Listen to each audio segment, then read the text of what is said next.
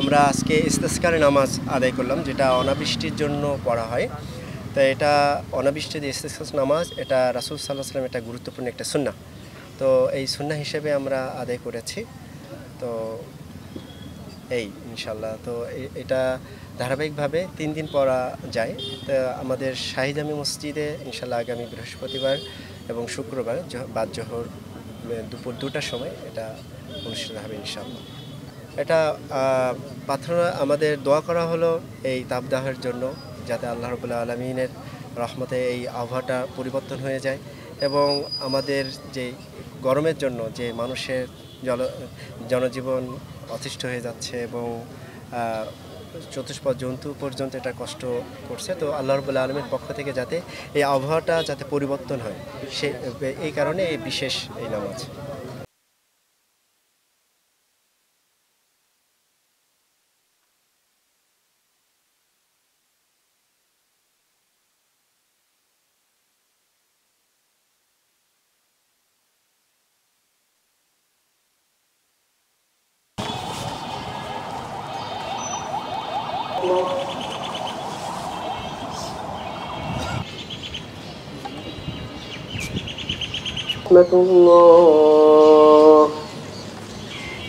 السلام عليكم ورحمة الله.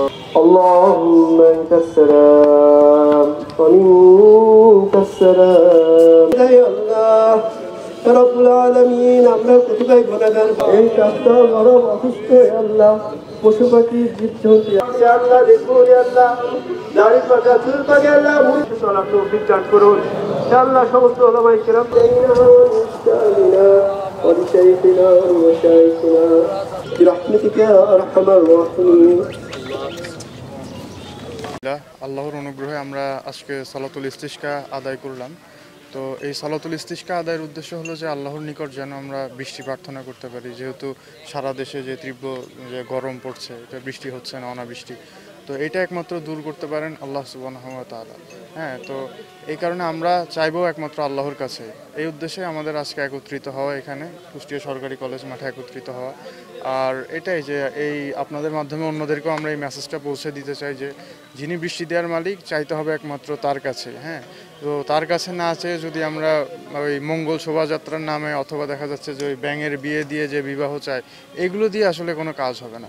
হ্যাঁ, তো এটা একটা তাওহীদের শিক্ষা যে বৃষ্টি দেওয়ার মালিক একমাত্র আল্লাহ সুবহানাহু ওয়া তাআলা।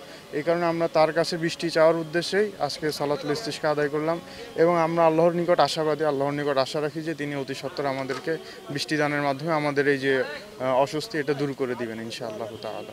সালাম। বর্তমানে কুষ্টিয়া সহ সারা বাংলাদেশে যে তীব্র তাপদাহ চলছে, যার কারণে টিউবওয়েল থেকে শুরু করে নদী নালা খালবিল সব শুকিয়ে গেছে। আমরা এমন হচ্ছে খাবার পানিটুকু পাচ্ছি না এবং ফসলি মাঠের অবস্থা তো খুবই খারাপ। বড় মৌসুম চলতেছে, বড় ধানের অবস্থা মাঠ ফেটে চৌচির হয়ে গেছে।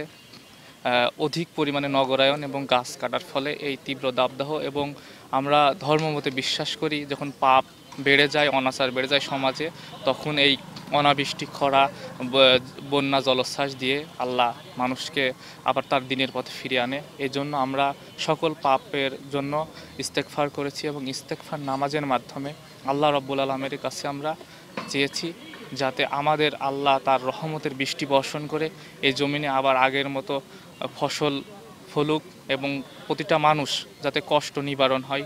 আপনারা দেখছেন বর্তমানে হাসপাতাল, রুগী, প্রচুর রুগীপত্র, এবং বর্তমানে স্কুল কলেজ বন্ধ। আমাদের বর্তমানে স্বাভাবিক কার্যক্রম সবগুলোই ব্যাহত হচ্ছে। আল্লাহর কাছে আমরা ফরিয়াদ জানাই, আল্লাহ যেন সকলকে ক্ষমা করে দিয়ে তার রহমতের বৃষ্টি বর্ষণ করে।